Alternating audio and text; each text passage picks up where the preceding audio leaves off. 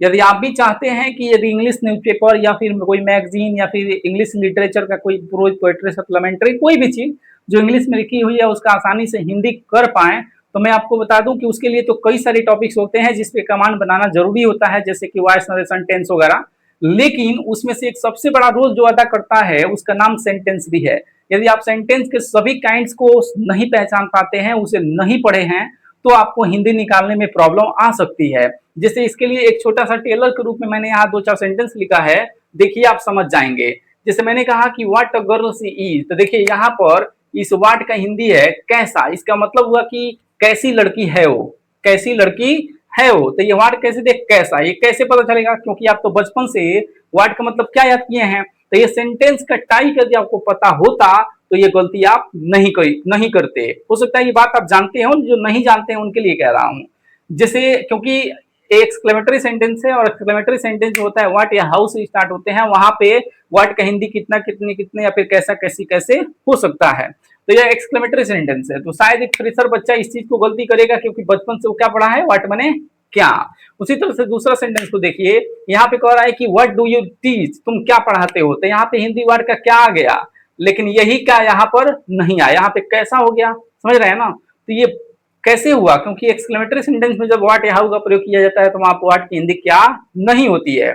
ठीक है, तो ये एक्सक्लेमेटरी सेंटेंस है, इंट्रोगेटिव सेंटेंस। अब देखिए यहाँ पे कह रहा है कि आर यू मैड, क्या तुम पागल हो। ये बहुत सिंपल सेंटेंस है, लेकिन जो बच्चा इस बात को नहीं जानता है, बिल्कुल इंग्लिश सीखने की शुरुआती दौर में है, तो उसको तो पता है कि व्हाट मैंने क्या होता है। तो यहाँ पे तो व्हाट कहीं लिखा भी नहीं है कि नहीं, हेल्पिंग ऑफ से स्टार्ट किया है, फिर इसमें क्या कहाँ से बोल रहे हैं, है ना।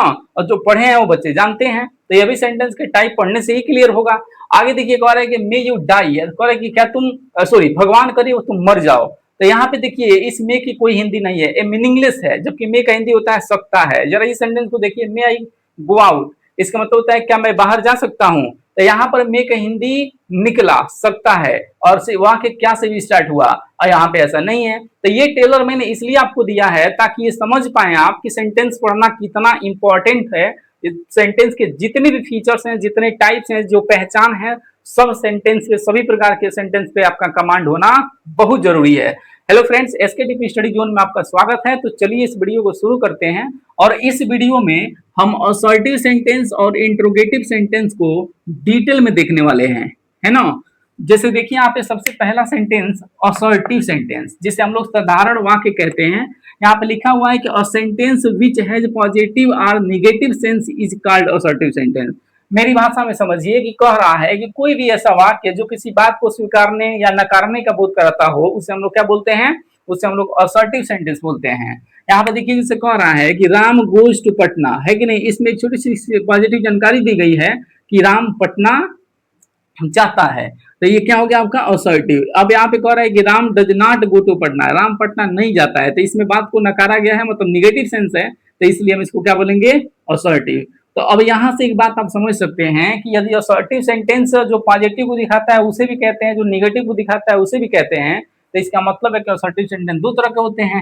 यहाँ पे देखिए कह रहा है काइंड्स ऑफ असर्टिव सेंटेंस, जैसे कि यहाँ पे देखिए लिखा हुआ है कि there are two type of assertive sentence. पहला हो गया अफर्मेटिव, दूसरा हो गया निगेटिव। ये कितना आसान है, क्योंकि पॉजिटिव सेंस दे रहा है इसलिए पॉजिटिव प्रकार हो गया, निगेटिव सेंस दे रहा है इसलिए निगेटिव प्रकार हो गया, मतलब अफर्मेटिव सेंटेंस और निगेटिव सेंटेंस। ये टेंस में आपने खूब पढ़ा होगा। अब यहाँ पे देखिए लिखा हुआ है असर्टिव सेंटेंस, सॉरी यहाँ पे असर्टिव सेंटेंस नहीं होना चाहिए था, यहाँ पर होना चाहिए था अफर्मेटिव सेंटेंस। सॉरी यहाँ पे क्या होना चाहिए था बाबू, अफर्मेटिव, क्योंकि ये टाइप दो है ना, अफर्मेटिव सेंटेंस होना चाहिए था। तो अफर्मेटिव सेंटेंस किसे कहते हैं, वे वाक्य जो किसी तथ्यों, घटनाओं या फिर कार्यों को स्वीकार करते हैं उसे असर्टिव सेंटेंस कहते हैं। हमारी भाषा में कहें तो कोई भी ऐसा सेंटेंस जिसमें नो, नॉट, नेवर, इस सबका यूज ना हुआ हो, है कि नहीं, वो वाक्य जनरली सब्जेक्ट से स्टार्ट होकर वर्ब आया हो, ये पहचान हो भी है ना, उसमें सामान्य सी जानकारी दी गई हो, तो समझ लीजिएगा कि उसे अफर्मेटिव कहते हैं। यहाँ पे एग्जांपल देखिए, जिससे कह रहा है कि Sita goes to exile, Sita वनवास जाती है। यहाँ पे कह रहा है कि he is a good boy, वो एक अच्छा लड़का है। अब इसका देखिए असर्टिव का दूसरा प्रकार क्या है, निगेटिव सेंटेंस। तो यहाँ पे कह रहा है कि वे वाक्य जो किसी घटना, तथ्य या फिर कार्यों को अस्वीकार करते हैं, अस्वीकार करते हैं, उसे हम लोग निगेटिव सेंटेंस कहते हैं। निगेटिव सेंटेंस की पहचान भी बताएंगे बहुत अच्छा अभी नेक्स्ट स्लाइड में। तो फिलहाल आप ये समझ लीजिए कि किसी भी वाक्य में यदि किसी चीज को नकारने की बात हो रही है, निगेटिविटी की बात हो रही है, तो समझ जाइएगा वो क्या है, निगेटिव सेंटेंस। जैसे एग्जांपल है कि I am not a student, मैं एक विद्यार्थी नहीं हूं, यहाँ पे कह रहा है कि सी इज नो मोर, अब वह नहीं रही, अब वह नहीं रही, नो में नहीं, कह रहे कि ही नेवर बी लेट, कह रहे कि तुम वह कभी लेट नहीं होता है ना। और यहाँ पे कह रहा है कि I hardly goes there, I hardly goes there, इसका मतलब go there, I hardly go there, इसका मतलब हुआ कि मैं शायद ही कभी वहां जाता हूँ, बड़ी मुश्किल से जाता हूँ। यहाँ पे कह रहे हैं कि barking there, barking dog seldom bites, यानी भौंकने वाले कुत्ते शायद ही कभी काटते हैं, है ना, अर्थात भौंकने वाले कुत्ते काटते नहीं है, तो इसमें भी नहीं का सेंस है। और यहाँ पे कह रहा है कि बड़ी मुश्किल से मैं वहां जाता हूँ, मतलब न के बराबर है, तो ये अभी एक निगेटिव हो जाएगा। इसमें नेवर कभी नहीं आ रहा है, तो ये निगेटिव ही है, नो तो निगेटिव ही है, नॉट है तो निगेटिव ही है, तो ये सारे के सारे सेंटेंस निगेटिव सेंस दे रहे हैं, इसलिए इसे हम क्या बोलते हैं, निगेटिव सेंटेंस। और चलिए चलते हैं नेक्स्ट स्लाइड पे और देखते हैं कि सर ये असर्टिव सेंटेंस का क्या पहचान होता है। असर्टिव के दो भाग थे ना, आपका अफर्मेटिव और निगेटिव, तो इसकी क्या पहचान होती है, इसे हम कैसे पहचान सकते हैं, और साथ ही साथ निगेटिव सेंटेंस का एक स्पेशल पहचान आपको बताएंगे, जहां से आप निगेटिव को पकड़ सकते हैं। तो चलिए चलते हैं नेक्स्ट स्लाइड पे। तो आइए सेकेंड स्लाइड को देख लेते हैं। तो यहाँ पे दो नोट है असर्टिव सेंटेंस से रिलेटेड। यहाँ पे देखिए कि सबसे पहला नोट कह रहा है कि असर्टिव सेंटेंस के अंत में हमेशा फुल स्टॉप का प्रयोग किया जाता है या फुल स्टॉप लगा होता है। मतलब जिस भी सेंटेंस के लास्ट में यदि फुल स्टॉप लगा है उसे आंख बंद करके आप असर्टिव कह सकते हैं। लेकिन कुछ बच्चे सोचेंगे कि सर इंपरेटिव जो सेंटेंस होता है उसके लास्ट में भी फुल स्टॉप ही होता है, तो फिर ये कंफ्यूजन करेगा। तो यदि ये कंफ्यूजन पैदा करेगा तो आपको जब इंपरेटिव पढ़ाएंगे तो ये कंफ्यूजन दूर हो जाएगा। फिलहाल के लिए एक लाइन समझ लीजिए कि इंपरेटिव सेंटेंस के लास्ट में भी फुल स्टॉप होता है, ये बात सही है, लेकिन वह कभी भी सब्जेक्ट से स्टार्ट नहीं होता है, वो डायरेक्ट मेन वर्ड से स्टार्ट होता है, तो उसकी एक अलग पहचान हो जाएगी, समझ रहे हैं ना। तो इसलिए चिंता न करें। तो जिस जो सब्जेक्ट से स्टार्ट होगा और लास्ट में फुल स्टॉप होगा, समझिएगा उसका नाम असर्टिव सेंटेंस होगा। अब यहाँ पे असर्टिव दो तरह के थे, तो उसमें अफर्मेटिव और निगेटिव। तो निगेटिव को पहचानने का क्या तरीका है, तो यहाँ पे देखिए कह रहे हैं कि वे वाक्य जिनमें नो, नॉट और नेवर, ये तीन वर्ड को सही से देखिए, नो, नॉट और नेवर, इसका प्रयोग किया गया हो तो उसे निगेटिव सेंटेंस कहेंगे। कोई भी ऐसा वाक्य आपको मिलता है जिसमें नो, नॉट, नेवर का प्रयोग किया हुआ रहे तो फिर उसे हम लोग निगेटिव कह सकते हैं। लास्ट में तो फुल स्टॉप ही मिलेगा क्योंकि असर्टिव का ही पार्ट है ये, है ना। लेकिन उनमें से निगेटिव को पहचानने के लिए आपको नो, नॉट, नेवर याद रखना होगा। इससे एग्जांपल भी दिए थे पिछली स्लाइड में।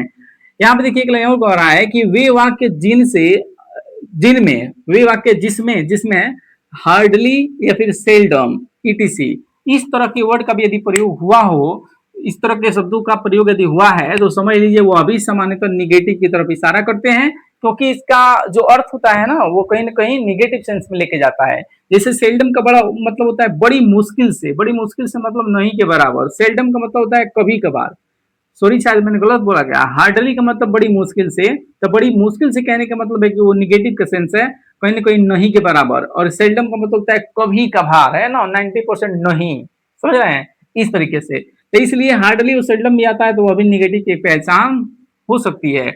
अब यहाँ पे देखिए इंट्रोगेटिव सेंटेंस दूसरा कह रहा है कि इंट्रोगेटिव सेंटेंस, यहाँ पे डेफिनेशन लिखा हुआ है, और sentence which is use to ask a question, यानी एक ऐसा वाक्य जिसका प्रयोग हम प्रश्न पूछने के लिए करते हैं, इज कॉल्ड इंट्रोगेटिव सेंटेंस। मेरे शब्दों में समझिए, कोई भी ऐसा वाक्य जो प्रश्न पूछता हो उसे हम लोग क्या बोलते हैं, इंटेरोगेटिव सेंटेंस कहते हैं। इसका एकमात्र पहचान क्या हो सकता है वह नीचे लिखा हुआ है, अभी आपको बताएंगे। पहले ये समझिए कि अब देखिए यहाँ पे लिखा है, देखिए दो एग्जांपल भी देख लीजिए, यहाँ पे लिखा है कि व्हाट इज योर नेम, तुम्हारा क्या नाम है, तो यह वाक्य प्रश्न पूछ रहा है इसलिए इसका नाम हो जाएगा इंट्रोगेटिव सेंटेंस। और do you want to speak English, क्या तुम अंग्रेजी बोलना चाहते हो, तो ये भी प्रश्न पूछ रहा है, मतलब ये इंट्रोगेटिव है। लेकिन इंट्रोगेटिव के दो प्रकार भी होते हैं, देखिए कैसे, यहाँ पे लिखा है काइंड्स ऑफ इंट्रोगेटिव सेंटेंस।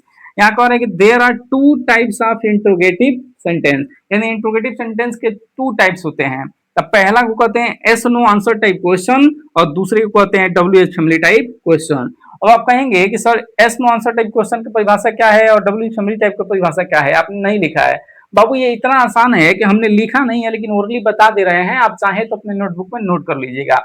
देखिए दुनिया का कोई भी ऐसा वाक्य जो हेल्पिंग वर्ब से स्टार्ट होता है, समझ जाइएगा कि उसका आंसर एस या नो में दे सकते हैं, और उसी को हम लोग yes no answer type question कहते हैं, है ना। तो ये इंट्रोगेटिव का सबसे पहला प्रकार। ऐसे कोई कह रहा है कि आर यू मैड, इसका मतलब आर से स्टार्ट हुआ, आर एक हेल्पिंग वर्ब है, तो इसका हिंदी क्या तुम पागल हो, ये प्रश्न पूछ रहा है ना। इस तरीके से जैसे मैंने कहा आर यू हैंग्री, क्या तुम भूखे हो, तो यहाँ पे क्या है प्रश्न पूछा जा रहा है। हमने कहा कि कुछ भी कि अभी एक सेंटेंस यहाँ पे लिखा था कि do you want to speak English, मतलब क्या तुम अंग्रेजी बोलना चाहते हो, तो ये हेल्पिंग वर्ब, डू एक हेल्पिंग वर्ब है, तो फिर ये क्या हो जाएगा yes no answer type question कहेंगे।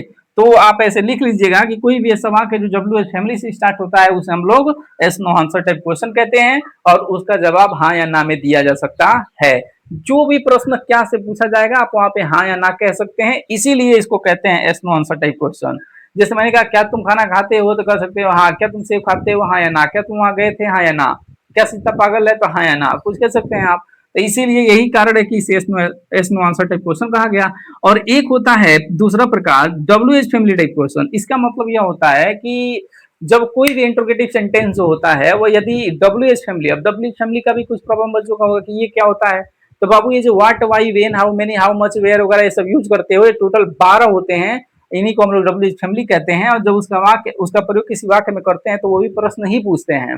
तो मिला जुला के समझो कि जब कोई भी वाक्य की शुरुआत डब्ल्यू एच फैमिली अर्थात what, why, when, where, how much, how many इन सब शब्दों से होता है तो फिर उसे बोलेंगे W H family type question. अब यहाँ पे देखिए वो इंपॉर्टेंट नोट क्या है ना।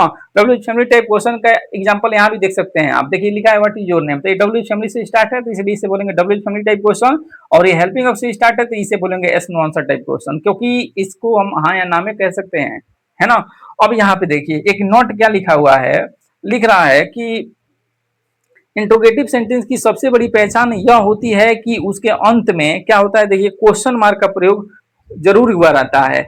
लेकिन यहाँ पे एक बात याद रखिएगा, कह रहा है कि ध्यान रहे कई बार ऐसा भी होता है कि कई विद्यार्थी क्या करते हैं, केवल डब्ल्यू एच फैमिली से वाक्य को देखकर उसे इंट्रोगेटिव सेंटेंस कह देते हैं, जबकि हर बार ऐसा नहीं होता है। ये बहुत इंपॉर्टेंट बात मैं आपको बता दूं, तो जब आप 10th का बोर्ड एग्जाम देंगे, सीबीएसई बोर्ड या यूपी बोर्ड किसी बोर्ड से हैं, तो वहां पे एक क्वेश्चन पूछा जाता है capital letter punctuation mark in capital letter से, है ना। मतलब कि एक सवाल दिया जाता है जिसमें पंक्चुएशन मार्क की गलती होगी, मतलब कि साइन नहीं लगाएगा, पूरी stop, question mark, inverted comma क्या लगेगा, है कि नहीं, वो कुछ लगाएगा नहीं, आपसे कहेगा कि आप लगाइए, और उसमें स्मॉल कैपिटल की गलती कर देगा, है ना। तो ये दो गलतियां करके कहता है कि इसे सही करिए। एक क्लास 10th के बच्चे जो पास आउट होकर 11-12 में गए हैं वो जानते होंगे, पढ़े होंगे सही से। तो इस तरह का एक प्रश्न आता है, तो वहां पे एग्जामिनर अक्सर एक प्रश्न दे देता है, पता है क्या करता है, वो क्या करता है कि डब्ल्यू फैमिली से वाक्य को स्टार्ट कर देता है ना। और बाकी सेंटेंस में तो आपको वही कुछ, वो तो कुछ नहीं लगा के दिए, वो तो कुछ लगाएगा ही नहीं, कोई साइन आपसे लगवाएगा कि आप पंक्चुएशन मार्क के पढ़े हैं, तो यहाँ पे साइन लगाइए, कौन सा साइन होगा, और कैपिटल स्मॉल की गलती जरा देख लीजिए कि सेंटेंस कैसे स्टार्ट होता है ना। तो यहाँ पर डब्ल्यू एच फैमिली को देखते ही बच्चा आंख बंद करके क्वेश्चन मार्क लगा के चला आता है। अब उसको लगता है कि मैंने 100% सही किया है, भाई डब्ल्यू एच फैमिली से स्टार्ट है तो उसे इंट्रोगेटिव ही कहते हैं, तो इंट्रोगेटिव ही होगा, जबकि ऐसा नहीं है ना, ऐसा बिल्कुल नहीं है। यदि आप इसके लास्ट में क्वेश्चन मार्क लगा देते हैं, इसके लास्ट में क्वेश्चन मार्क लगा देते हैं, तो ये गलत हो जाएगा, ध्यान रखिएगा। ऐसा इसलिए कि इसको डिटेल में हम डब्ल्यू एच फैमिली का पूरा चार्ट पढ़ाएंगे तो वहां पर हम आपको बताएंगे, लेकिन थोड़ा सा जान लीजिए कि जब भी डब्ल्यू एच फैमिली के बाद कोई हेल्पिंग और न मिलता है, उसके तुरंत बाद सब्जेक्ट मिल जाए, तो समझ जाइएगा वो डब्ल्यू एच फैमिली प्रश्न नहीं कर रहा है, और उसे हम लोग इंट्रोगेटिव सेंटेंस के अंदर W H family type question कहेंगे भी नहीं, या फिर उस वाक्य को हम लोग इंट्रोगेटिव कहेंगे ही नहीं। नहीं समझे तो फिर से देखिए, जैसे लिखा है वेयर यू आर गोइंग, इसका हिंदी है जहां तुम जा रहे हो। अब आप इस वेयर को देख के यदि इसको इंट्रोगेटिव कह रहे हैं, इसको इंट्रोगेटिव नाम दे रहे हैं, तो ये महाबलंडर है, ध्यान रखिएगा। ये वेयर से स्टार्ट जरूर है, डब्ल्यू फैमिली से स्टार्ट जरूर है, फिर भी ये क्या है, असर्टिव सेंटेंस है। क्यों? क्योंकि ये प्रश्न नहीं पूछ रहा है ना। तो आई होप इस तरीके से इस वीडियो में हमने असर्टिव सेंटेंस का डिटेल बताया, जो कि दो प्रकार का होता है, इंट्रोगेटिव सेंटेंस भी दो प्रकार का होता है, और आने वाले जो 3 सेंटेंस हैं जिसको इंपरेटिव, ऑब्जेक्टिव और एक्सक्लेमेटरी कहते हैं, मैं आपको बता दूं यदि वो वीडियो आप मिस कर दिए तो फिर बहुत बड़ी चीज मिस कर देंगे। उसमें हम आपको बताएंगे और सिद्ध करके दिखाएंगे कि स्पोकन का जो आप इंग्लिश स्पोकन करना चाहते हैं ना, वहां से लगभग 15 से 20% स्पोकन वहीं से होती है, और कोई ऐसा दिन नहीं है कि जिस दिन आप इंपरेटिव सेंटेंस के वाक्य या फिर एक्सक्लेमेटरी के वाक्य या फिर ऑब्जेक्टिव के वाक्य अपने दैनिक जीवन में बोले ना हो। तो उस तरह का वो 3 वाक्य है, सॉरी 3 सेंटेंस है जो काफी इंपॉर्टेंट है, और उसको स्पोकन में काफी यूज किया जाता है। केवल आप वो पढ़ करके लगेगा कि हाँ यार हम बहुत चीज अंग्रेजी में बोल पा रहे हैं। तो ये चीजें हम सीख करके दिखाएंगे।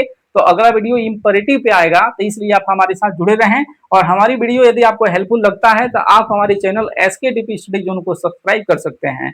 चलिए, thank you for watching this video. मिलते हैं नेक्स्ट वीडियो में। जय हिंद, जय भारत।